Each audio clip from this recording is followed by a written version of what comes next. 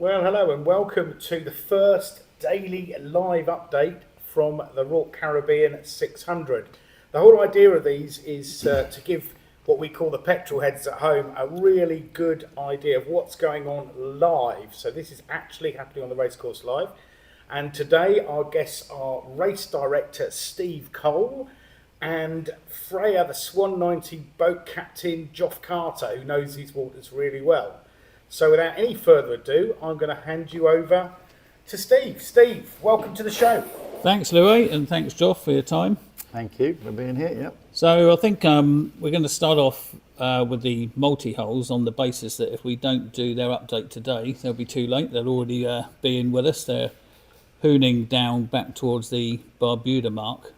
And the top two, Argo, is having an absolute ding-dong battle, doing 30 knots currently, about a mile apart. So amazing, really. Yeah. Whether they'll repeat the finish of last year, who knows? But at the moment, it's all on, I would say. Yeah, I think looking at the forecast for the rest of the day, I mean, we should be seeing them finish. What time is it now? 1:30. What, they've probably got another 40 miles to go or something. You know, with maybe a bit long, maybe 60 miles. But Yeah. I probably see them finishing about sunset. And with this forecast, they're going to quick reach up to Barbuda, down to Redonda, and then that last grueling beat, which last year they saw finish of.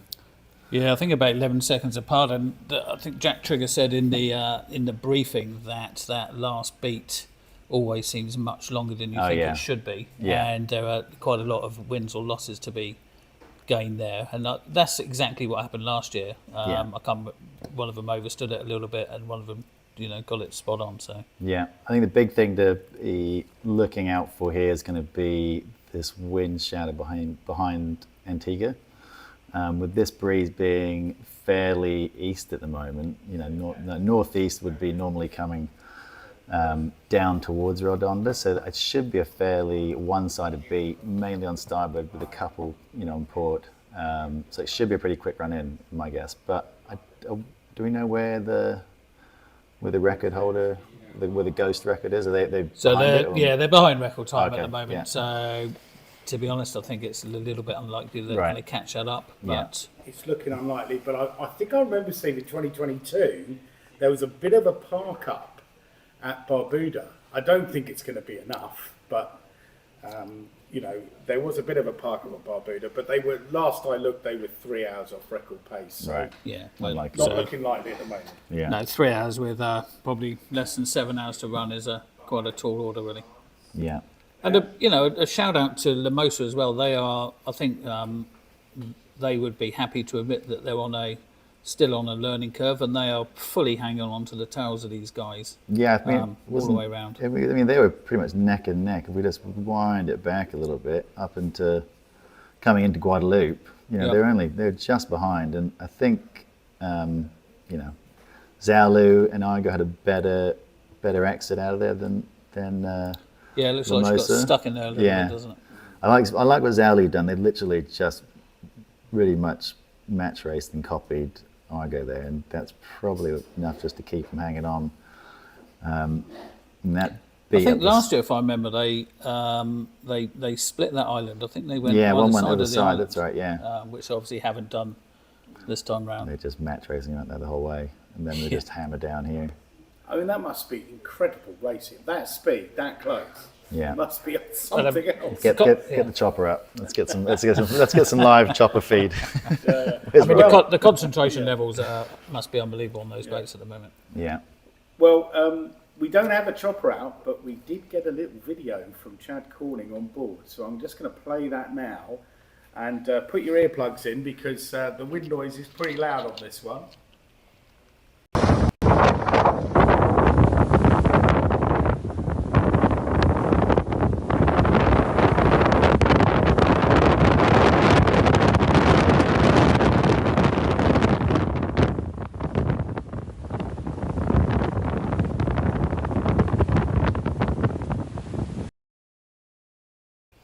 So just a little taster there of That was Argo leaving Grand Terre, is it? Yeah. Grand Terre? Yep. From Track Calling on board. Back to you guys. So I guess just further down the fleet in the multi-hulls, you've got Allegra doing a nice job. They're leading multi-hull overall, obviously not line honours, but for the corrected time.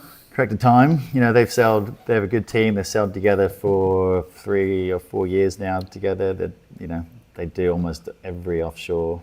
Defending Mockra this year as well. They won it last year. Right. Okay.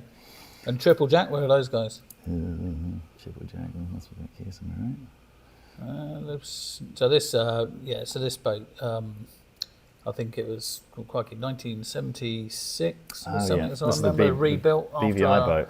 Hurricane. So a couple of locals on it strapped it back together and still enjoying themselves.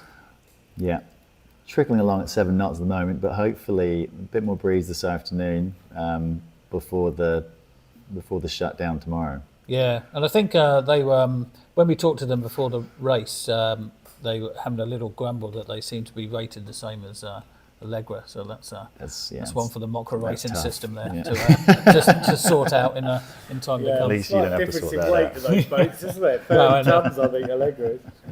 79, by the way. Oh, 79, sorry. Built, and then rebuilt by Davies and Woolwich, who were on board after getting destroyed in Irma in 2017. So, great to see them out here.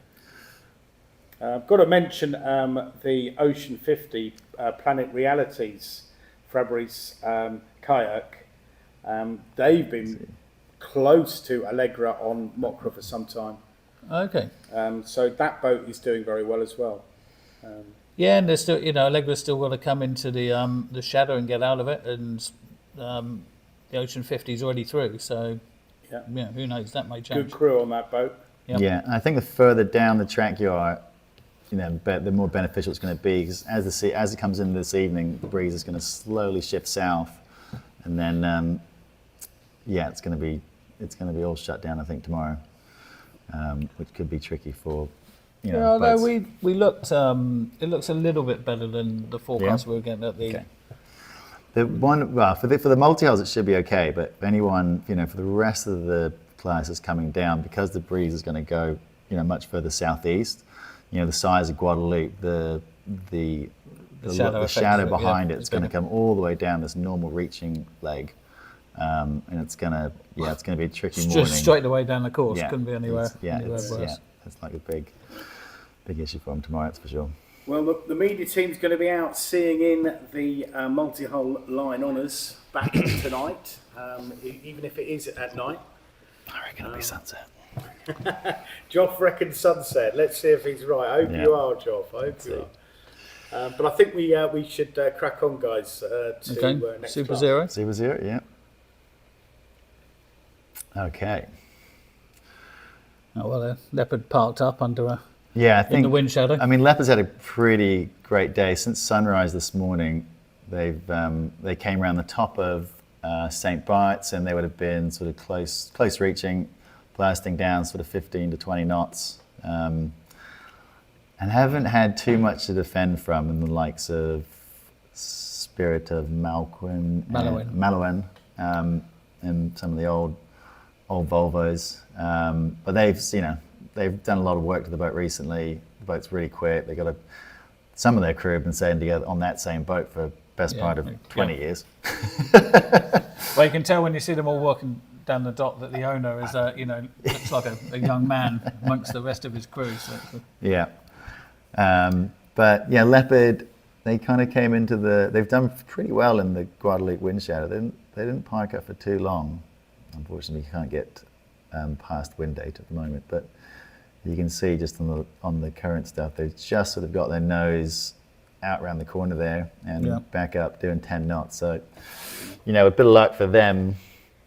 That should see them through the worst of it, and should it's be a able to pity hammer down. Leopard and Deep Blue in the Nelson's Cup Series before this race had an amazing ding dong over a couple of days. So it's a pity she's not here really to see how she would have fared against Leopard in the longer race. And CC is re-rated this year in 2024 with a much bigger Okay. head sail. Yeah. So they'll be a little bit more potent on the reaches. Yeah. What else we got back here? And we've got the two sort of semi-super yachty boats out there, Edgy Wave, the Southern Wind 102, and Aragon, the Martin 72. Having a coffee machine battle. Well, at least the aircon will be running, you know. Yeah. The The chef washing will be will be cooking. But they seem to be having a good race regardless. You know, they've sort of battled each other all the way around, so I think that will be a good one to watch to the finish too. Yeah, I mean, one thing to add there, Leopard 3 is leading IRC Zero on corrected time, but Aragon is second. So Okay. they're really? definitely looking at the clock, and they'll be looking to get a yeah. good run down to Guadeloupe and maybe trying to catch up where Leopard stalled a bit. But let's have a quick chat about that. I'm going to ask Joph this. So Leopard's got to the Guadeloupe casino during the day. Aragon is probably going to get there during the night. What's the big difference? I think generally, well, you don't really have a choice when you get there. You get there when you get there. But I think during the daytime, you know, there's a little bit more thermal pressure around. The shadow tends to be smaller. Saying that, you know, I've come up into Guadeloupe and you go inshore and you get the opposite effect. You get sort of light westerlies, sort of pushing you down the coast there. So, I mean, it is a lottery. I couldn't tell you which one way is better or worse, but yeah, I mean, good luck to them. I think Leopard have done very well to get out of that as quick as they can. Okay. But it is a gamble, especially with the breeze going lighter and further south this evening. Yeah. Yeah, I guess it'd be a brave man that dived in there looking for the light westerly. Never to be seen again. It does happen. Yeah, all credit to Will Best. He called 14, 15 knots for the start, 24 hours out, and there was a lot of very well-known navigators saying there was going to be more wind than that, and Bestie got it right, the Leopard navigator. Yeah. Well, that's why he's on Leopard, I guess. Yes. Yeah, but they've had a great first half to the race, haven't they? Yeah, indeed. All right, just move on to, where do you want to go? Zero? Sure. I mean, this is undoubtedly the most competitive fleet, as we've said before. It's a lot of top-notch boats, and roughly the same size boats, either the Rans and the Noirs, Wizard, etc. They all know each other very well. They've all raced against each other a few times now, and as you can see from the map there, they're reasonably bunched up on their way down towards the lottery. Yeah, I think, as we were talking about earlier, Steve, Ran and Wizard they've had a really good battle pretty much the whole way around, but we just rewind it a little bit. I'm not sure. We can just show where Ran might have just snuck ahead. We kind of wind it back to then they're coming up from Sabre up to St. Bart's. They're sort of neck and neck, match racing all the way here, and there would be a big sort of... Ran's in the yellow there in front, yeah. There's another wind shadow off of the back of Gustavia, of St. Bart's, so that would have been tricky, but you can just see, just they're coming in here, there's just something happened here. Either there's a squall gone through and there's a big suck out of breeze, or Wizard just had a couple extra tacks or got stuck in the light patch there, and they just managed to edge ahead, and that extension there is kind of what they've kept for the rest of the race. So, it wasn't much, but it's kind of. So is that a wind effect that would go across all of the islands? Well, it's kind of hard. It's kind of hard to know. You see, they're getting lifted up from the island here because the breeze sort of bends around. But at the same time, if you look further down the fleet, at the same time, there was a bit of a squall that went over. Okay. And you look down here. What time of the day was that? This was, it happened in Antigua like 3-ish, so it would have been maybe possibly one of those sort of waves that have kind of moved across the Caribbean at the same time. Okay. There was a lot of rain in Antigua. Yeah. Yeah, about 7:20 this morning, and then earlier in the night. Because you look at these boats down here, they're doing 0.8 or 2 knots. So there could have been just a big suck out, and that's just what allowed them to get away. Well, it'd be interesting to see how those guys, Ran is a noted reacher machine.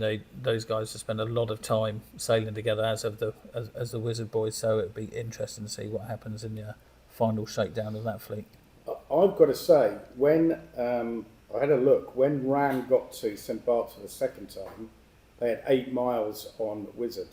What is it? And what what is it now? Does it say here? If you hover over Ran, it will tell you how distance to finish. 303. okay. So 8. What's Wizard? It's still 8. Still 8 miles. Yeah, yeah. So they're holding on to them on that reach. That is good going from Wizard, I would say. Yeah. Ran should be quicker on a reach than Wizard. Yeah, but maybe a slight angle difference that makes it a little bit fairer. But That's all to play for. And fair is not the right word, but better for Wizard. Daguette was actually leading at Yeah, in the end French challenge. boat, She had the best corrected time, IRC. Yeah, and this is the key for these guys is going to be in overnight tonight and tomorrow getting through the wind shadow and then planning their routes back down towards Antigua. Yeah, and don't forget Eno Noir. They're still very much in the fight. They didn't have the best of starts, but they've really come back into it, I think.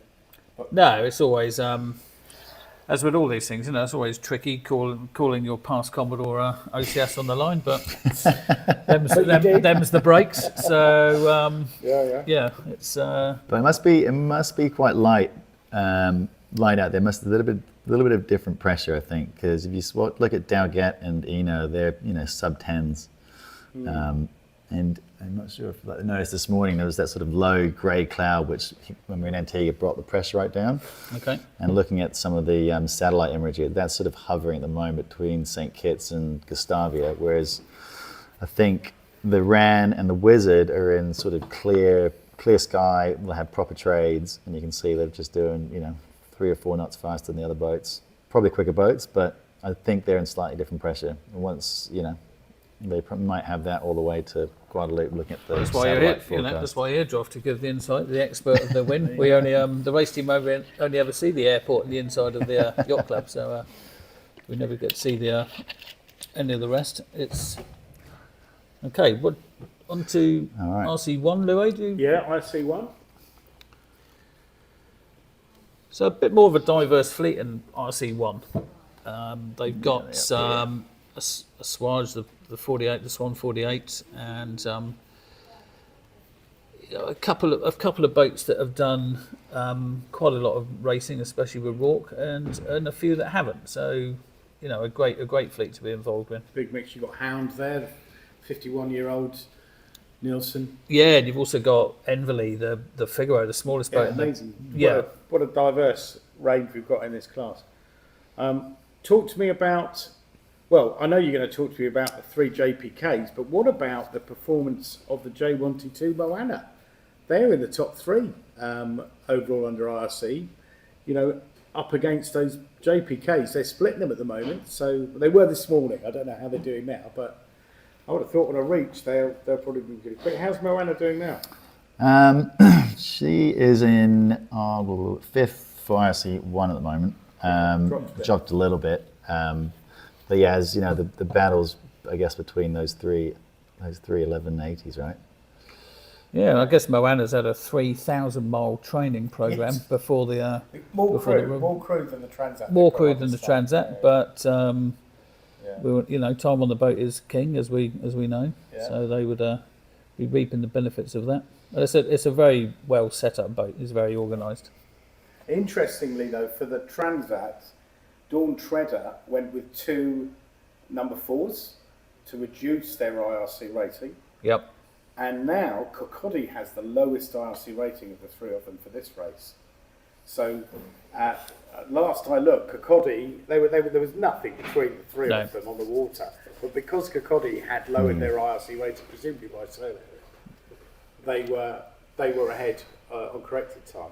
Okay, well, I mean, this is one of the first races since the new head sail rules came in, so it will be interesting the feedback we get from different boats and owners to see what their view of it all, and we can pass those all straight back to Jason at the Racing Lodge. He'll be delighted to hear from us, I'm sure. Kokodi also has Jean-Pierre Dick on the boat for this race. Okay, well, that will help. It will. It certainly won't slow it down. And the Australian team on Sunrise, Yep. By Zen. Yeah, they're doing all right. They're doing really well. And the Hound, they're beautiful classic boat there. There's with Ed Cesar, who we're working with for the West to East Transat in 2025. So, and I believe the owner is also on the committee, Steve, Dan Litchfield. yes, of course, yeah, For that. yeah. And he absolutely loves that boat. Dan cruises it with his family, and then he brings the Hound down here and lets it off the leash, basically. Yeah, exactly. So it works, yeah. I think there was a boat. Were they here last year? Yes, Yeah. they were. Yes, They won, yeah. they won, They won their RC class. One last Yeah, year. they did. Yeah. So I wouldn't discount them. They're defending as Yeah. well. Yeah. Do you want to go IRC 2 or Or should we go class 40? go class 40? Let's go class 40. All right, here we go. So we had 11 class 40 start the race. And in the class 40 rule, it's a box rule, but first across the line wins, basically. No handicap system. That's true. Although saying that, we have we have split the results into the scow bows and the pointies. Not that there are two lots of results. You're quite right. The class 40 class will have one lot of results, but I think for their own interest, the class 40 pointy, which is our made-up name for them. They have a battle of them of themselves, and it's Is there a barrel run for that as well? only if Carlo Vroom buys it, and I'm pretty sure he'll only buy it if he's won. But I mean, Tequila is having a great race. She's one of the older scow bows, and is one of the older proper. Manoir, I think she's actually just finally lost the lead. Okay. Yes. So we have. That's updated tracker information for you. There you go, mate. So Laurent, as I'm going to call it, has passed her. But you were right. At Tintamar, Yeah. Tequila was just ahead and really tight. Yeah. So what point of sale are they on there, Joph? What's your? My guess is they're on a sort of close reach or something like that. And Laurent is one of the latest class 40s in the race. Yeah, so Alexis maybe a little Loiseau bit. on board. Yeah. Yeah, they'll be in sort of 15 knots. Guillaume Puel, who is almost like his understudy, is the skipper. So a good team. But well done, Tequila. I've got to say, first half of the race, fantastic. And that's the first time Alistair Richardson has navigated that boat. Okay. Around 11 Caribbean islands as well. That's Well, and many rocks. yes. Yeah. So it's. Brian Thompson is on Argo. He's normally on Tequila. Was last year. Well, I mean, Brian Thompson can probably sail around this course with his with his eyes shut. But it must. I would imagine that if you're a first-time navigator, you'll be doing plenty of prep time for a race like this. Yeah. But no, fair play to them. And who else on there? Velocity, Trim Control. Look at that. Yeah, he's it. Yeah. Jane Garder, RORC Commodore on there with Rupert Holmes, the skipper. Yep. And So, Pip here. yeah. So again, a good team. I mean, obviously, no time on the boat at the moment for them, but they're very much on a learning curve, and I know that Richard is going to campaign that boat and then do the global 40. Oh, yeah. Which, Yeah. Good luck. Quite an adventure. Yeah. I'm sure his wife's delighted about. He told me he's bought a globe. I think he's made it out of Lego. Oh, okay. He's going to take bits out as he goes round it. Something like that. Well, if you're watching, Richard, we miss you out here. Sorry that you had an eye injury. I understand that's why your doctor's orders you're not racing. Do you want to go last but not least? Yeah. Sure. Where we got IRC Two.